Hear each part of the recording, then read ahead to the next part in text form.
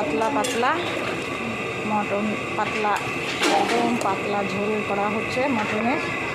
পাতলা ঝোল হবে, কালকে সবাই পিঠে খেয়েছে তার জন্য আজকে পাতলা ঝোল এইভাবেই রান্নাও হচ্ছে আজকে বন্ধুরা।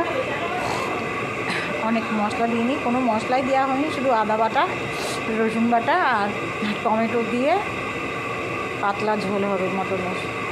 আর কোনো মশলাই দিইনি, আর কোনো মশলাও নেই এর মধ্যে।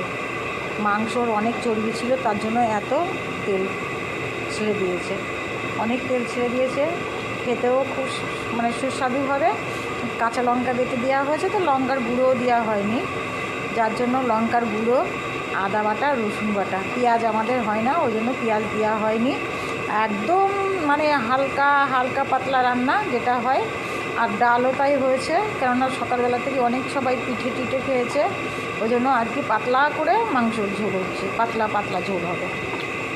হয়ে এসছে প্রায়, আমি সবার শেষে দেখাচ্ছি। হয়ে গেছে, এখন গরম মশলাটা দেবো, শুধু গরম মশলা দিয়ে নামিয়ে দেবো, তা না হলে ছাগলের যে একটা গন্ধ আছে ওই গন্ধটা ছাড়বে।